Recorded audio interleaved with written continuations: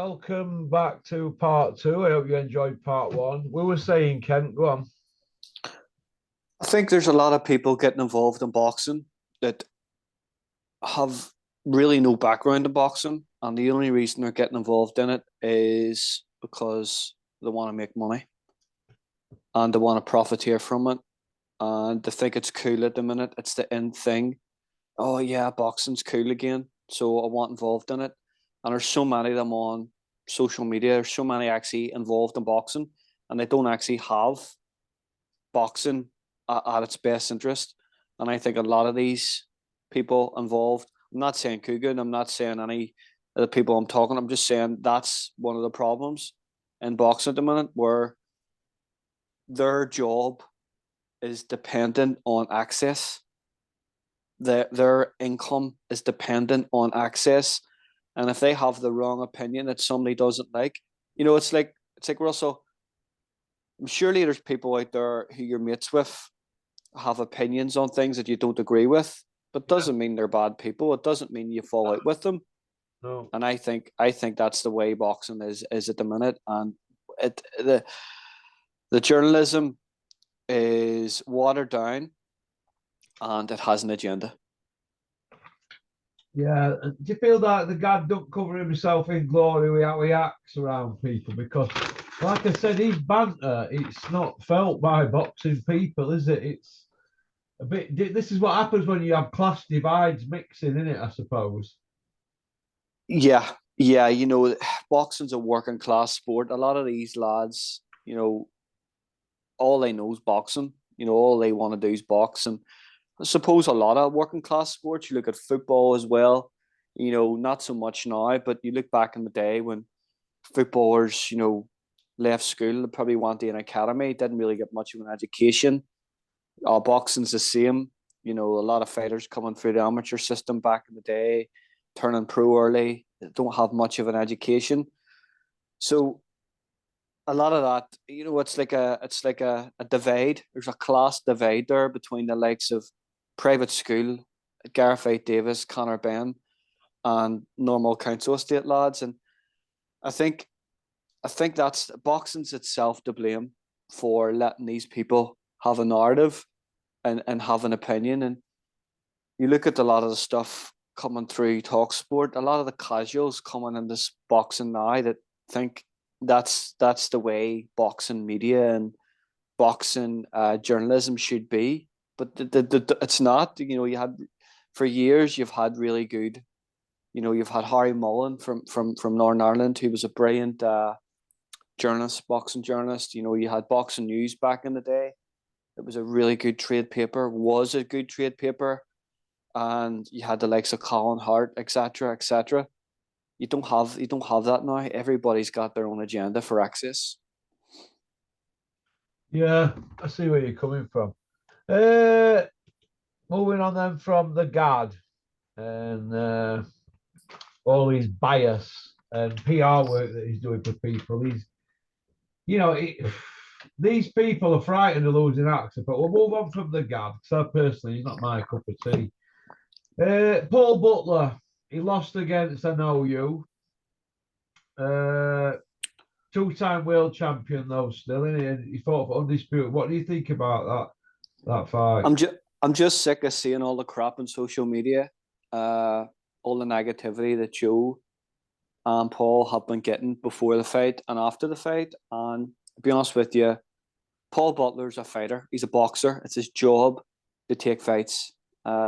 He was offered probably one of the biggest purses of his career to fight for undisputed. So what do you expect him to do? Say, nah, I'm gonna drop back down and have normal defenses and fight for probably 10% of the purse that he was offered against Inoue.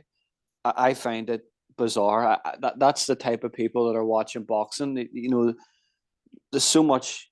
Sometimes I feel that I'm maybe a wee bit too negative at times, but I'm just talking about my opinion. But to be honest with you, what do you want him to do, Russell? That's his job. Yeah. I thought that Joe protected him in that fight because basically they had a game plan that there was 95% favorite was Inoue, probably 99% in favor to win that fight. He was fighting a guy who's an absolute monster, probably pound for pound, one of the top 3 fighters in the world, if not the best. He's a crazy knockout percentage. In a way, reminds me of a lightweight Roberto Duran. So he does. That's how good he is. Roberto Duran at lightweight, had 12 defenses and knocked out 11. He was an absolute. That was Duran at his best. But going back to Inoue, he's an absolute monster. And Paul Butler come out of that fight. He didn't get steamrolled the way 21 other of Inoue's opponents have been steamrolled, and I think he took minimal damage in a fight against a guy who's absolutely devastating. I think Joe needs a bit of credit, to be honest with you. Butler's only lost against top opposition. He's lost against undefeated 23-0. He lost against Emmanuel Rodriguez 17-0, and he lost to Tete. So he's mixed at the highest level. The 2-time world champion. He's done well, hasn't he? Yeah, he's done very well, and I think he's done really well. I think he's become a better boxer since he's went to Joe. He's been more compact. I think he turned over pro with Anthony Farnell. Yeah. At the start of his career.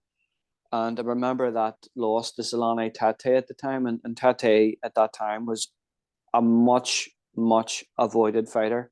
Nobody wanted to fight Solane Tate, and he lost to him, Rodriguez, and now Inoue. So they're 3 world champions. Russell, he's lost at, as you say, the highest level, and there's no reason why he can't come back again down the road. But suppose when you've fought the likes of Inoue and you've been fighting for world titles, dropping back down to British level for a fraction of the purse, it wouldn't make sense for him, really, would it? No, it wouldn't, mate. It won't. But I'm just looking at now. He could fight Cao Yafai, couldn't he? Butler Cao Yafai. I know it said he's guy, isn't he? Yafai. Yeah. It makes, as you say, boxing ways and fight ways, it's a really good fight. But the way with the whole relationship and the whole thing with Eddie and all, I don't know that happens. And Yafai didn't look great the last time, to be honest. Russell, did he? He looked. I don't think he won that last fight, to be honest with you. No. He's been too inactive. Well, he looks ready for taking. I reckon Butler would probably knack him. Yafai now if they fought. It would be a smart fight for them to take. Fight wise, it is a fight you would want to watch, but I don't know if it happens or not with the promotional contracts and promotional outlets. And Eddie can't make a fight at the minute. Eddie can't get a big fight at the minute. Yeah. What do you think to rumours about Dave Allen and Chisora farewell fight at O2 for Chisora? I spoke to Dennis about it yesterday, and he said if they want to fight Dave Allen in a farewell fight, they need to get in touch, because obviously Dave's got 4 fights left on his deal with Dennis, so he's not going anywhere, is he?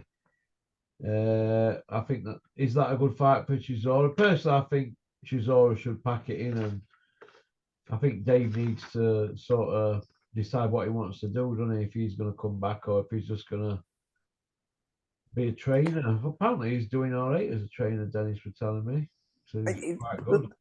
Do you know what? He's great likability.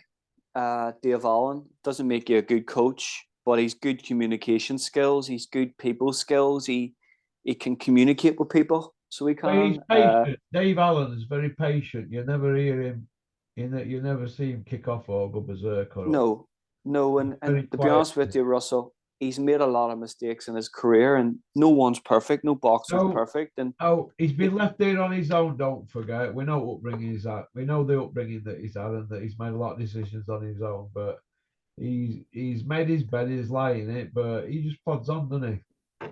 he's made a career. He's made a career. He's made a bit of money. He's made mistakes.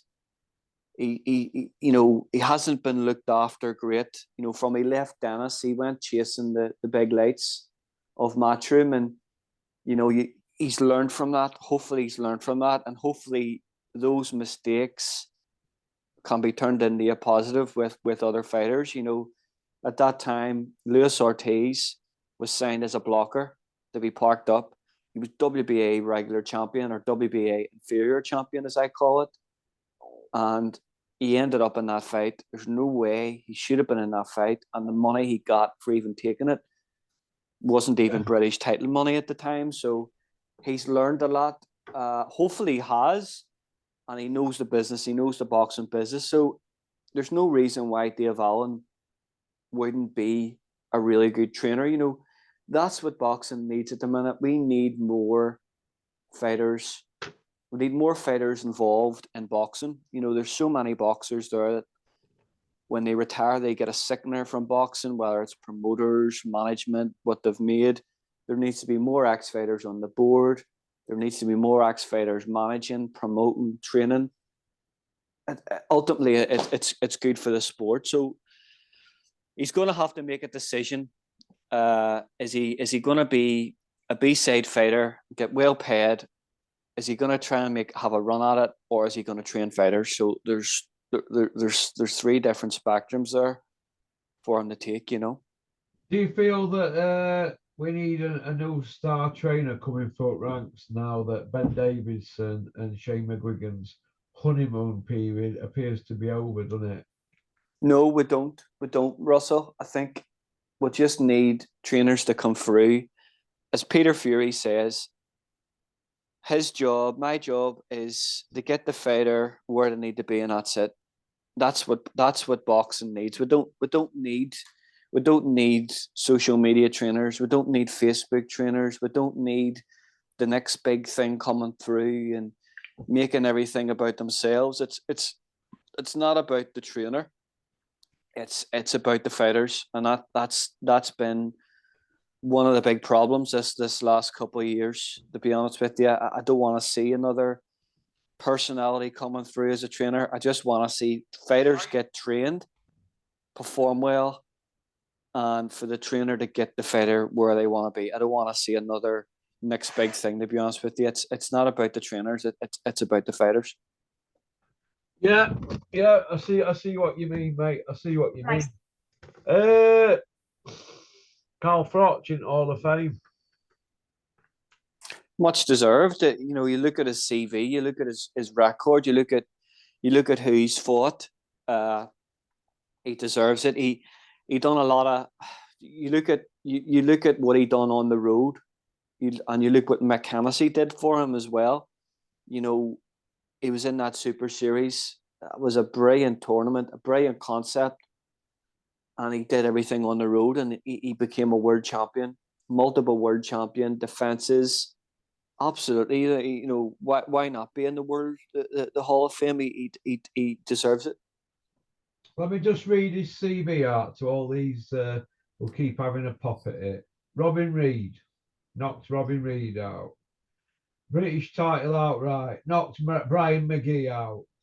He went on to Robin Reed was WBC champion, McGee WBA. He took them out, cleaned up at British level outright. John Pascal, 21-0, Olympian, beat him. First defence, Jermaine Taylor, who'd done Hopkins twice and just done Jeff Lacey for the second time after Calzaghe beat him. Done Taylor in America, first defence. Now, Calzaghe's first defence were an Armenian goat herder called Branko Sobot on his doorstep in Cardiff. Froch was on an American show, wasn't it?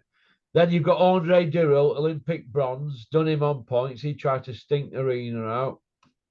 Done Arthur Abraham. Oh, fought Kessler, didn't he, in Denmark? Got beat on points. I thought he won that. dropped Kessler early on to get it as a slip. Done Arthur Abraham, won every round abroad.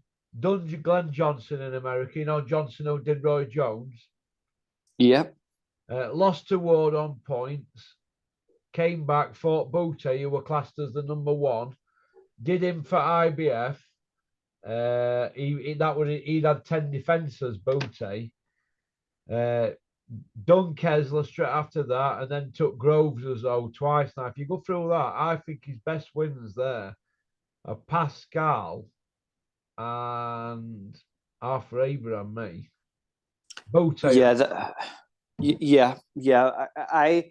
I always remember. I remember the Pascal fight. It was on ITV, free to air. It was on ITV and terrestrial television. It was an absolute fair fight of a fight. He just went at it. It was a brilliant fight. And I remember the performance against Abraham at the time. And Abraham, this was after the Miranda fight. Obviously, Abraham had a compound break and both sides of his jaw against Abraham and was bleeding out of his mouth. But he was winning world title fights at that time. And it was, where was that fight? Was that in Germany? He fought Abraham, or was it Monaco? No, the Monaco one got cancelled. It were in Finland. Finland, yes, that's right. Finland. Yeah, it was a Scandinavian country. Yeah, and I found that was one of probably his most polished performance, because that was a fight, Russell, that he just controlled Abraham with his jab, his lead hand, and he didn't have to engage with Abraham at all. Abraham looked like a novice. He made Abraham look like a 10-fight novice. He looked lost. He just controlled him. He did a better job than Dirrell, because Dirrell, in my opinion, ran out of steam, didn't he? And he was looking for a way out at end when he collapsed in dressing room after he couldn't breathe. Dirrell, he was looking for a way out, and basically he conned Abraham. He conned him in America. Conned him. Yeah, and I thought that was it's an underrated Froch performance against Abraham. That was a masterful performance. Yeah, I thought his fight against Boutte was a great bill. I remember Carl Frampton fought on the undercard of it against a really, really, really good Mexican, Horares, and I remember the Sky TV just give him absolute dog's abuse after, and I thought it was a really good performance from Carl. Then the main event, obviously, there was a lot of talk about Boutte was wearing the Everlast horsehair gloves. He wanted the puncher's gloves. I remember Barry McGuigan saying that these gloves should have been banned. They were that brutal. And Froch just went out and steamrolled him. He ran right through him. It was a great performance from Carl Froch. Let me ask you this, Kent. Out of these fights here, right, I want you to tell me which of these would be pay-per-view today, right? Froch, Brian McGee. No. That'd be pay-per-view today. No? Okay. No. Froch, Robin Reed. Yes. Right. Froch, Pascal. It would have to have a big undercard because Pascal is a foreign fighter, but I wouldn't complain about that, no. Froch, Dirrell. No. Froch, Kessler. Yeah. Froch, Abraham. Depends what Abraham, depends probably again, undercard. Yeah, it's 50-50 for me. Froch, Glenn Johnson. No. Ward. Yep. Booty. Yep. Yusuf Mack. No. Kessler. Yeah, rematch, yeah. That one, Groves.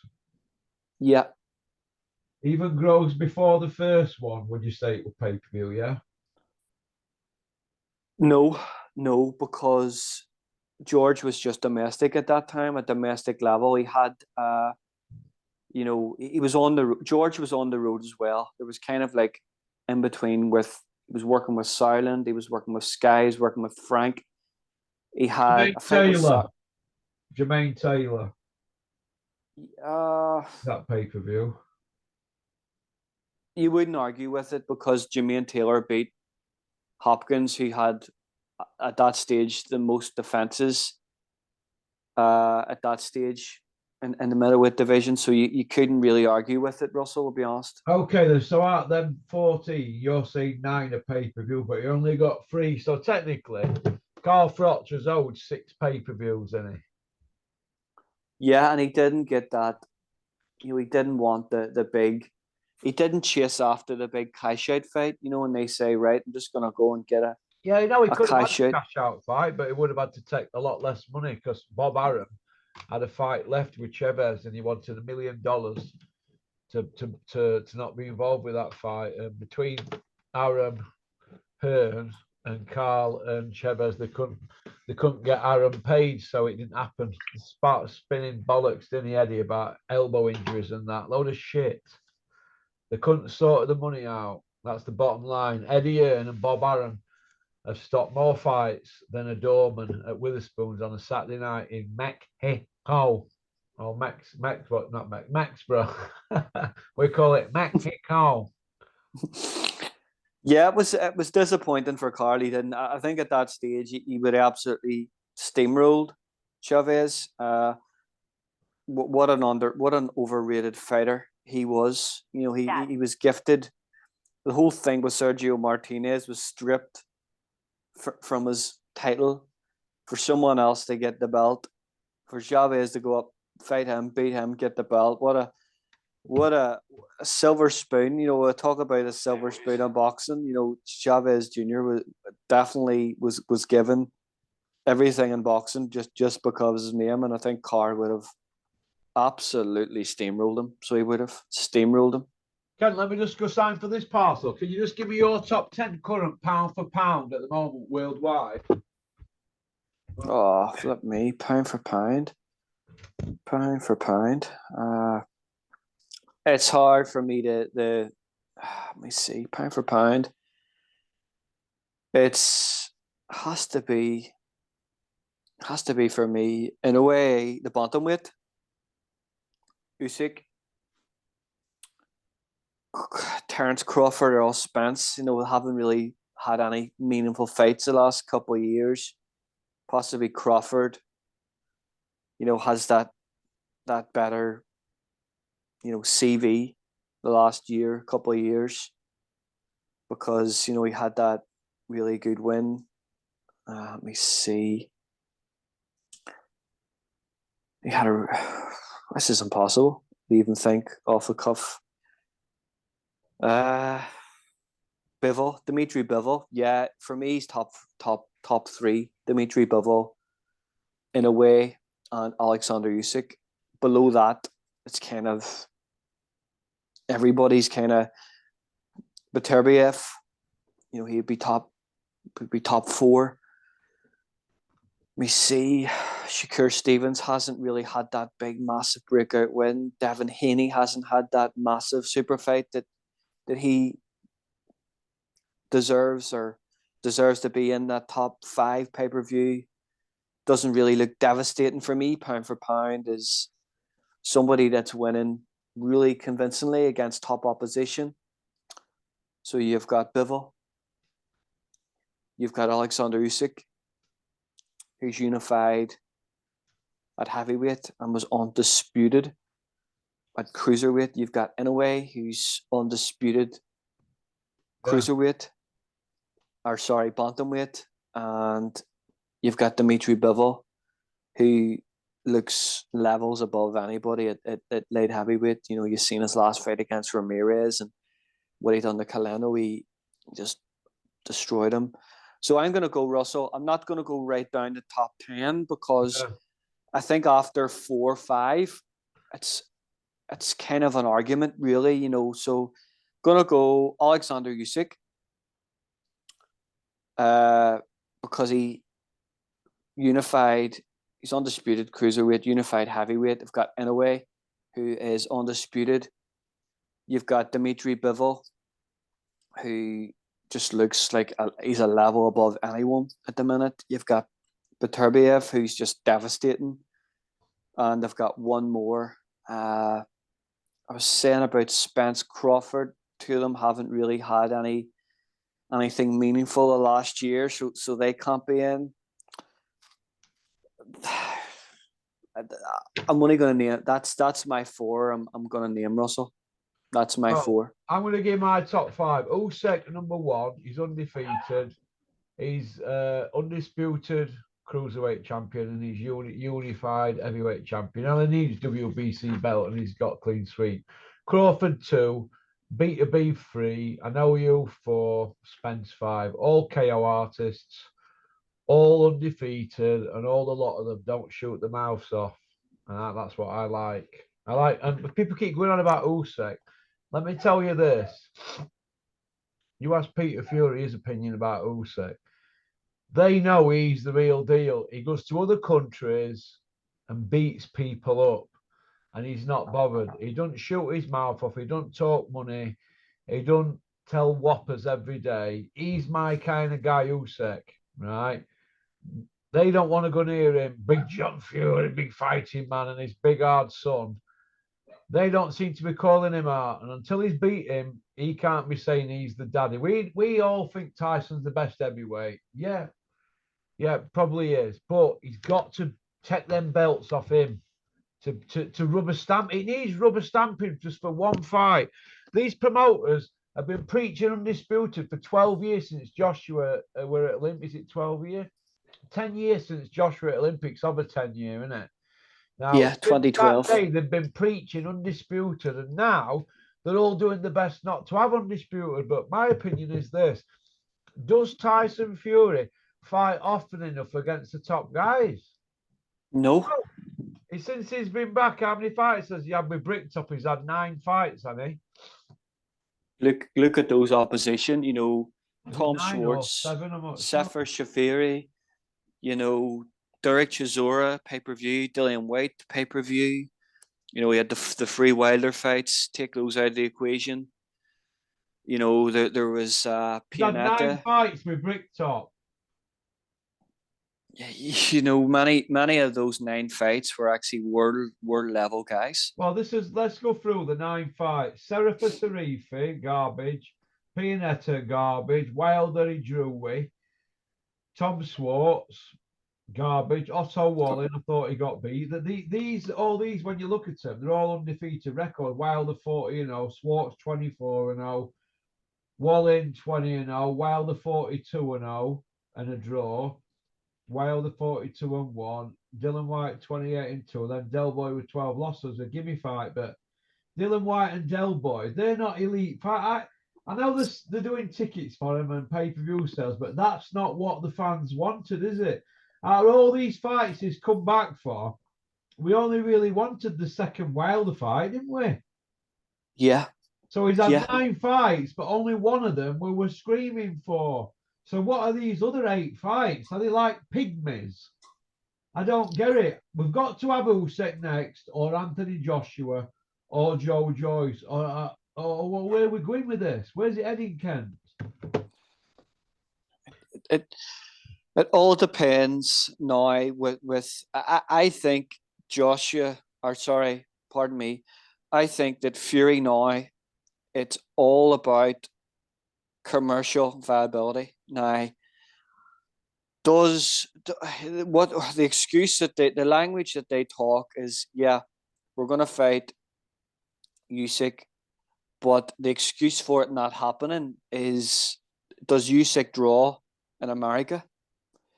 Well, I don't think 9 fights, right, in 4.5 years. That's 2 fights a year.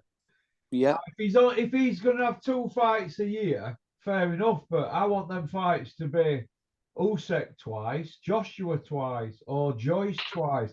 I don't want it to be Dillian White, who's been knocked out several times, and Derek Chisora, who's blowing bubbles. I don't want it to be them guys. I want it to be the top guys. As you say, Russell, it's about being active as much as they can, fighting for as much money. And you look at all those fights, you know, they don't want. I don't think he wants those dangerous fights that you know knocks back. They want it to be as active but as easy as possible for as much amount of money. And it's like Bob Arum and Frank Warren. They want to get something back. You know, they want to think about that Wilder trilogy fight. How many more fights do they have to make and profiteer off to make some of that purse bid back? Because it was a fortune.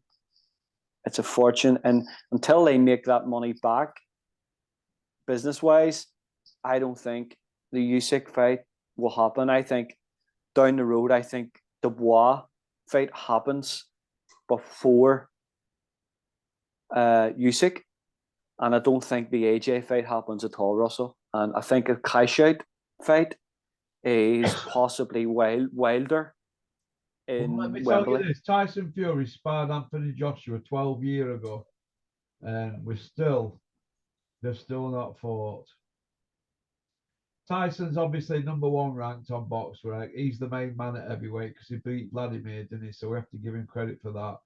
Now, but I want to say that Tyson's the best by being conclusive. He's got to go get all them belts in and undisputed, because they can't preach about undisputed and legacy on a Monday, and then on a Tuesday tell us it's about money. Then on a Wednesday go back to legacy, and on a Thursday say they're retiring, and on a Friday say they're going to fight YouTubers. It's utter rubbish just to be in the media, and nobody knows where they are with Tyson. He's unpredictable, and his dad, isn't he? But they've got to fight Usyk next, otherwise, you know, this concept that they're following now with Tyson Fury, whereas it's an event. Now, we had that with Joshua, didn't we? We had these events, secondary ticket markets, and they've just followed that what Joshua's done. And you can't blame them, really, because when Eddie were riding high with Joshua, they weren't bothered. Now, boots on other foot, it's just the same, innit? Eddie's gone bitter, like Frank went bitter, but the landscape changes. Dennis always used to say to me when I used to kick off, at my kickoff days were Monday afternoons up there when I used to go berserk. And he always used to say, look, you're going to have to stop going berserk, the Russell, because the landscape changes. And I said, well, all you say is you've got something bubbling, but I'm not seeing it. I'm seeing a load of meetings and a load of crap talk by people. And that's all people talking boxing, crap. Let's go have a Costa. Let's go have a lunch. They talk a load of crap. Get these fights made, because fans are turning off the sport. Sick of pointing it out. They're turning off the sport. I'm telling you now, honestly, they're turning off the sport. There's a divide. There's like your top 1.5%. It used to be 3%. There's a top 1.5% earning. The rest of people are starving in boxing. You can't put somebody on an undercard and give him $6,000 while you're taking 20 million. It's not right. Nobody's doing out about it, are they? I think, Russell, what you said there is 100% accurate. But what's happened is now is Tyson Fury now is a merry-go-round. It's a road show. It's an event. It's not a boxing spectacle. And you know, you look at that Tottenham Hotspur Stadium, well, whatever it sold on the secondary market. You look at Wembley, what that sold, and now that's a template. That's a business template. That's a business model that they're going to fill and they're going to use consistently now to generate revenue. I personally think that what they're going to do is they're going to milk that for as long as they can, and then possibly the Usyk fight will happen. I don't think it happens next. I think it will happen in 2 fights down the line. You know, as I say before, Bob Arum and Frank Warren need to make back capital that they put in to the Deontay Wilder trilogy fight. That purse bid, they need to get some of that back. And if they risk it right away against Usyk, it's going to be hard to recoup that money.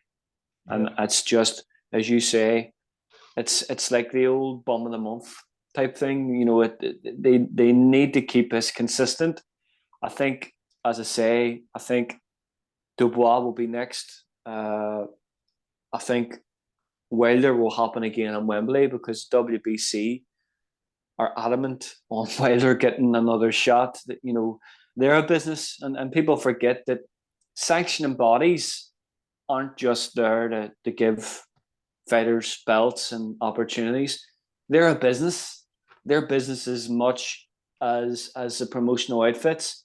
So they have to claim something off that. You know, they get a percentage of the purse bid. So the highest purse bid, the higher the amount of revenue that they get. And it could be Tyson Fury against Joe Bloggs or anybody. As long as that purse bid's high, they get a percentage. And it's all down to money. Personally, I think the fight will happen between Usyk and Fury, but I don't think it happens right away.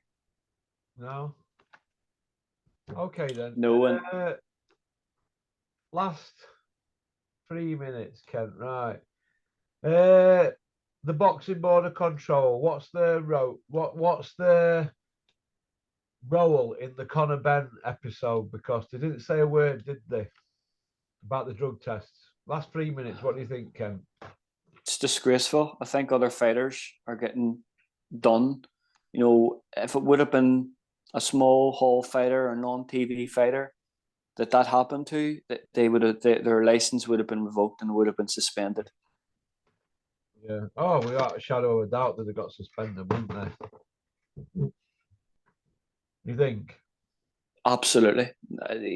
There's so many incidents over the last 10 years where fighters have failed to test whether it's contamination via supplement or an energy drink or the failed steroid test and have been banned.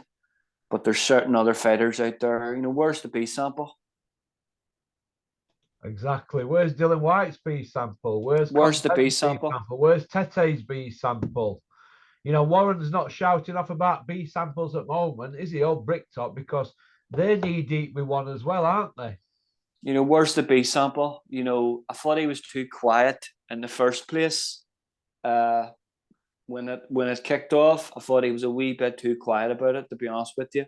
Way too quiet about it. And subsequently, now that Tete's failed the test, you know, he couldn't really shut his mouth off, could he? Where is he now talking about it? You know, no one's come out and said anything about it.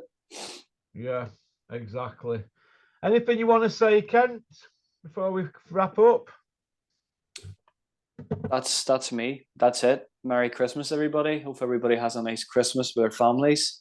We'll get you on. We'll get you on in a few more days, Kent. Over Christmas, because I know you'll be bored, won't you? Yeah, absolutely. Tell you what we'll do then, Kent. You jot 20 bullet points down, right? And we'll do 4 minutes on each 20. How's about that? Yeah, it's a deal. All right, we'll get you a couple of days and we'll have you back on, yeah?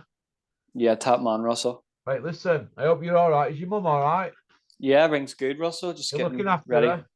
Getting ready for Christmas. You're looking after your mum. Are you having turkey, Kent? Yeah, turkey. Yep, turkey crown. Yep, can't beat the turkey crown. Kid, you going posh on me, Kent, eh? It's easier to cook. It's easier to cook turkey crown. Good man. Well, listen, you have a fantastic Christmas, Kent. I want to thank you for coming on channel over the last couple of years or so. You've been a real addition to Porkys Corner, and we've got a few changes we're going to make this year. We're going to be in partnership with Welcome Estates, and there's some big things happening, or some changes happening anyway. Because I've got a bit of guidance now. Obviously, got right people around me, so we're gonna surprise a few people next year, all being well. But I've got Dennis coming on tomorrow to cover the Jack Massey Sky problem. I think he wants to talk about why he's taking legal action and blah blah blah. So that should be interesting. But thanks for coming on today, Ken. We're out of time, and you have a great day. What's left of it.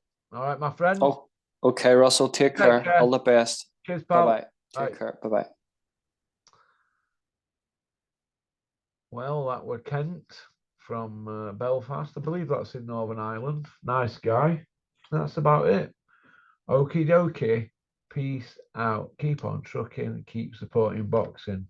Don't have nightmares. Big shout out Welcome Estates and Spartan Demolition.